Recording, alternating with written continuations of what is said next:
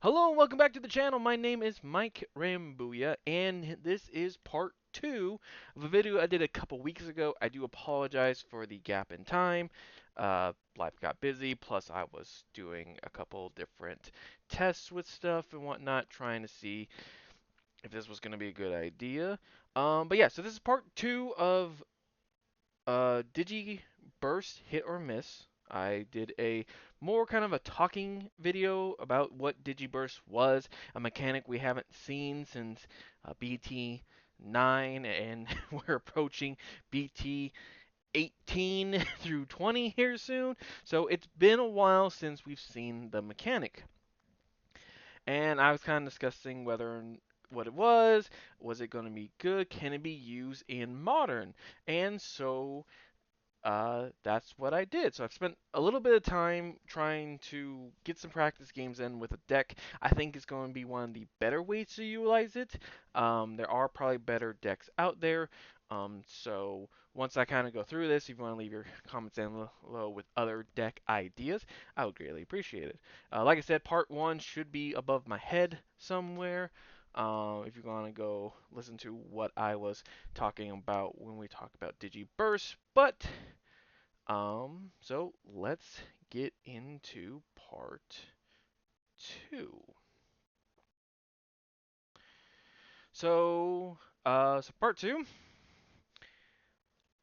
So last time we basically were talking about what was Digi-Burst, and Digi-Burst is a game mechanic to where you would activate during your main phase, and you would pay whatever the number said. So like this, for this case, Gogmamon had Digi-Burst 1, you would trash one card below, and so you would then trash whatever cards you needed, and then in this case you can raise the DP. Now, since it's just one cost, for example of Gogmamon, you can use it twice to bump it up to by 4,000 DP. And of course, there are some inherit cards that did return to your hand. They weren't a whole that, and that was kind of the main effect. Some of the digi eggs would gain an effect of if you trash it, here's an additional effect type deal. So that's what Digi-Burst was. It was a mechanic of trashing your Digivolution cards for a boost. Now, luckily, at about the time I was did the video, EX7 was released worldwide, and with EX7 we had a new line of cards for the Three Musketeers.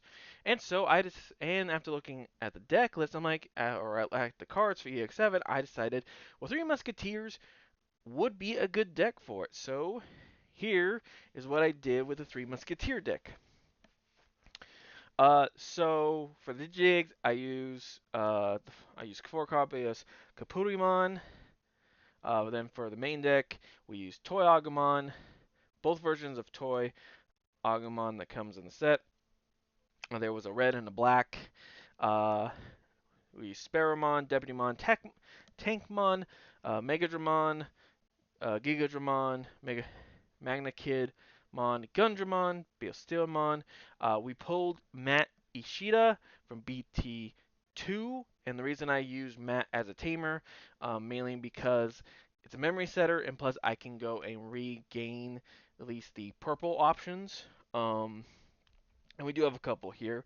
Um, and then, so only one tamer, and then we use 3 options that really utilize an EX7, which is Chaos Triangular, Blitz, and Hurricane Screwshot. Hurricane Screwshot being the purple option that we would use Matt to retrieve. Now, the whole concept of of this Three Musketeer deck is basically you putting either Chaos Triangular, Blitz, or Hurricane Screwshot underneath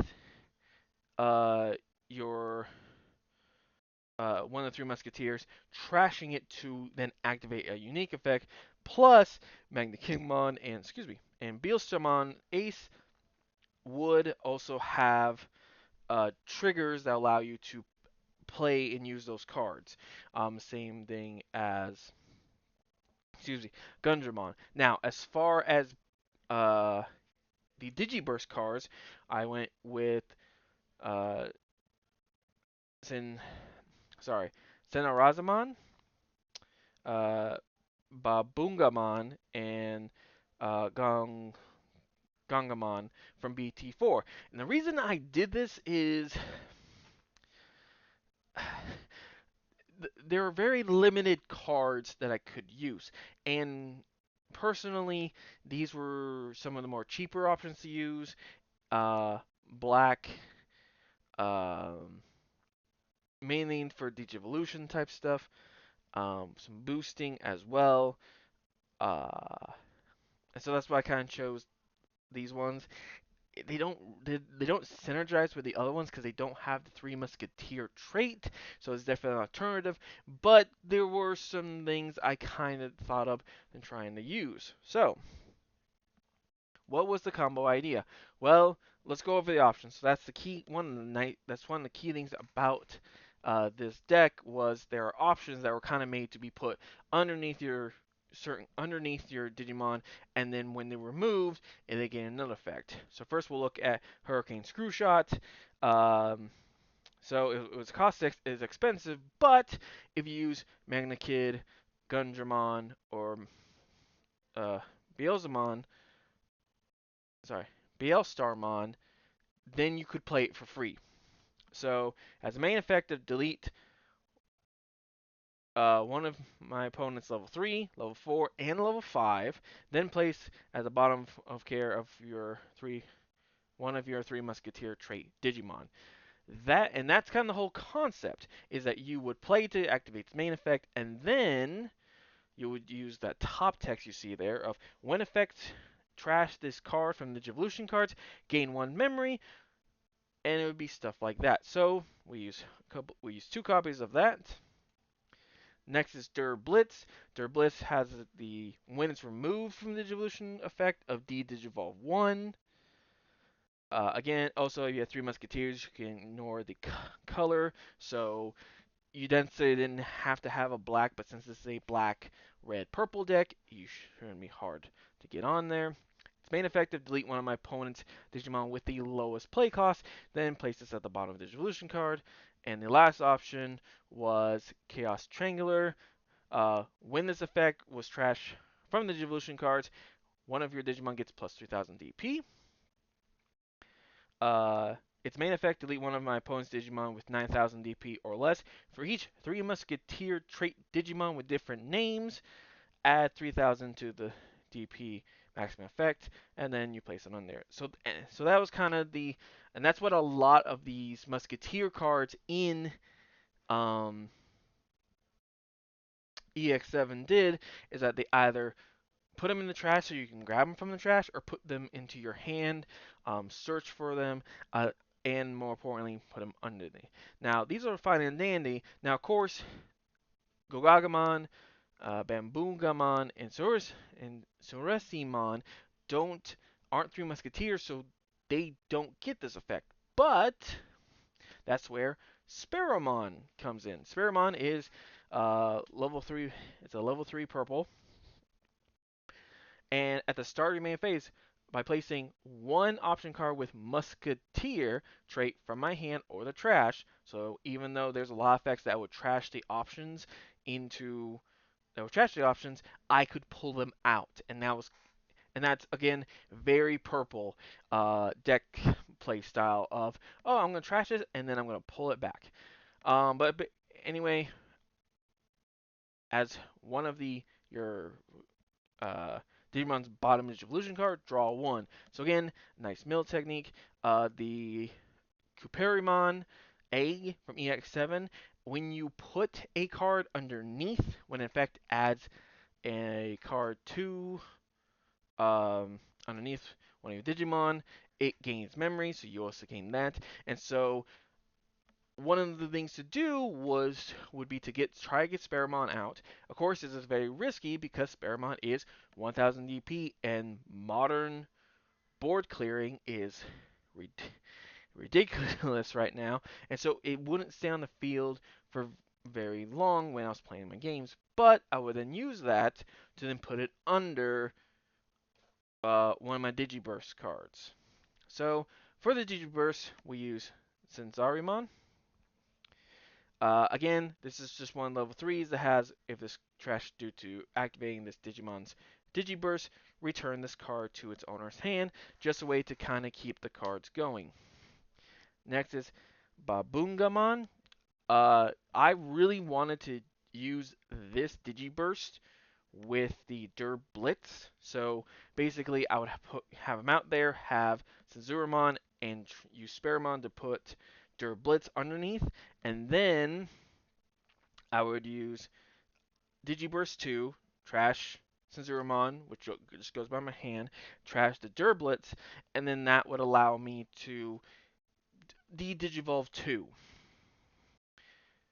And that was kind of the game plan there. And then lastly, I use Gogmamon. Uh, it has a very cheap Digi-Burst 1. You trash one, you can gain 2,000. This I thought would work great with Chaos Triangular. Again, so you Sparrowmon, put it underneath one of the Digimon, because it doesn't say it has to be 3 Musketeer. It just says take a 3 Musketeer option and put it under a Digimon. So I put it on Gogmamon, go to activate its effect, gain 2,000, gain an additional 3,000 if I trash Chaos Triangular, and then I can activate this fate again because it's not a once per turn effect. And so then I would be active again, trash Sunarizamon, put that back in my hand, and gain another 2,000. So in one turn, I've now turned this 7,000 level 5 into a 14,000 level 5, but it did cost me some cards. And yeah, so that was the deck I kind of went with. Mainly a 3 Musketeer deck with a little sprinkle of Digi-Burst. It was very hard to build a deck around Digi-Burst because, especially with Black, we got a level 6 Megalgarumon, which really doesn't work well with 3 Musketeers. And I'll kind of talk about what, as I played more of this deck, what kind of got my uh, gears turning a bit more. But that's kind of the idea I was utilizing it. I got it off a bit, but again, with board cleared and with these cards kind of being on the weaker end, it was very easy to get them off the field. So, what did I learn? First thing, not inheritable equals limited. It is crazy. It is crazy for me to think that this effect never became inheritable. I was really surprised. At least to my understanding, it's one of probably the few effects or few mechanics that wasn't inheritable. And since it wasn't inheritable, you can't pass it on. Which again makes sense if you're gonna trash your devolution, but it would have been nice to, even if it was just a one-time use type deal, allow a different Digimon to get this Digi-Burst, one that maybe can utilize it better, maybe one that has, uh, especially with cards that may have the ability to add more cards underneath it. Even if it's just one-time use, at least that way they could get it off and get an extra boost. I personally found that limited. It was very hard because I pretty much had to get to Baboongamon or Gogmamon, and of course those not being 3 Musketeers, it made it hard for me to get those cards. It made Digivolving very limited because all 3 Musketeer cards can Digivolve on top of each other. So even as a 3-color deck, all of them have that extra Digivolution cost of, hey, if it's 3 Musketeer, you pay the same price. So I can go from red, black, purple. Using the Digi-Burst cards did limit me, but it not being inheritable also doesn't help because you can't build off of it. I guess I've played too much like Machinedramon where cards would get inherited and it's like, oh, I got reboot, I get reboot, I get blocker and stuff like that. Low synergy. This is my fault. I will fully admit. I chose the 3 cards out of all of them. There was Agumon, Geogramon, Rise Greymon, easily could have been thrown into a Shine Greymon. You had the Pulsemon line, you had Vegetation, but again, those decks don't really utilize trashing your Digivolution cards. Uh, and even still, I know the Aquatic Animal deck doesn't really like utilizing removing them. It's like play them out. So I know there's some more modern blue decks that focus on playing those decks out. And so even even though there are lines that better decks I could throw this into, they really don't utilize the removal of Digivolution cards. A lot of them don't, in my opinion, don't really make it a whole lot easier. I mean, it would be easier to search and stuff like that. So I did choose the deck with the lowest synergy with the Digi-Burst cards I had, but that's about it. And that was also very limited, and it made it hard.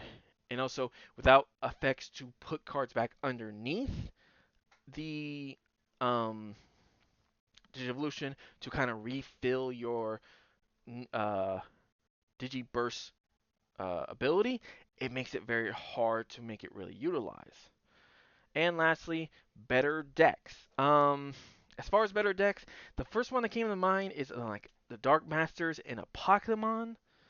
Dark Masters, a Pokemon, and Machinedramon, Chaos Dramon, because those cards have effects that um, allow you to put cards underneath this evolution as a way to refill. The only problem is since it's not inheritable, you can't pass that Digi-Burst onto the higher level cards.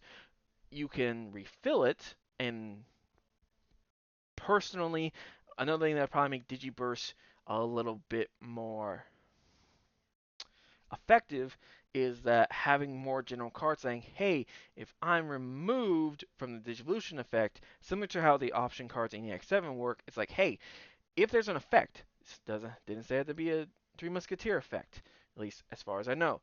The Etra, there wasn't an Etra that addressed any wording on that yet.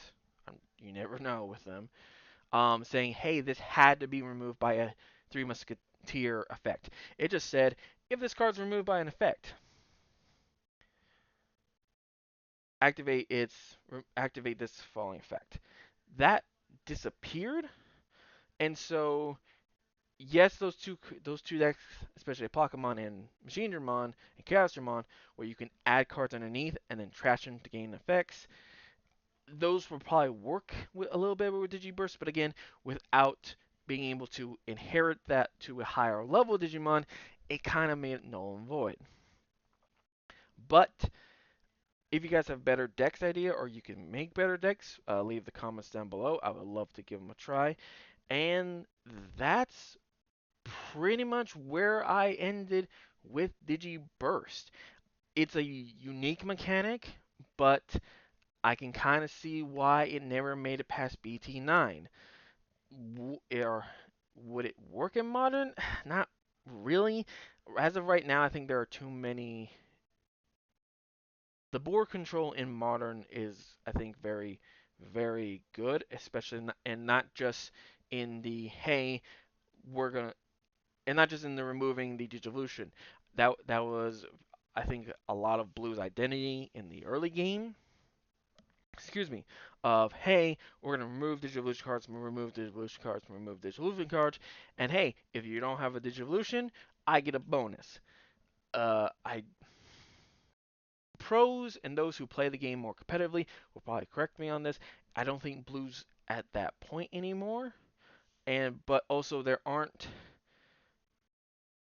many decks that really benefit from you fully removing those cards from the game into your trash. I know Blue, like I said earlier, the aquatic animal decks, uh, and about playing those out to fill your board to give you more opportunities. Those would work. those I think work better because you're not fully trashing. If there's more, maybe Digi-Burst in purple, maybe it can work. I know there was a black Greymon or Greymon and a metal Garurumon that would kind of work in the Machine deck because it's Cyborg, and you gain benefit for that. But again, the Machine Cagemon deck more effects if level 5s are the Cyborgs, not the level 6s. But that's about it. So thanks. So anyway, thank you very much for listening to me ramble a bit. If you want to see me do this with different mechanics, if you want me to see do this maybe with certain cards that maybe deserve a spot in the light, in the spotlight, let me know. I have a couple cards I kind of want to do these things like, hey, what about this card? Can it be used? But anyway, that is it for me. Hopefully, it won't take me to another couple weeks to create a video. I am trying to do quality over quantity. Um, I'm still working on a bigger video project. Hopefully, I'll have that out by the end of the month. But other than that, I hope you guys have a fantastic day, night, evening, whatever it is. May your polls be blessed, stay safe, and remember to game on. We'll see you next time.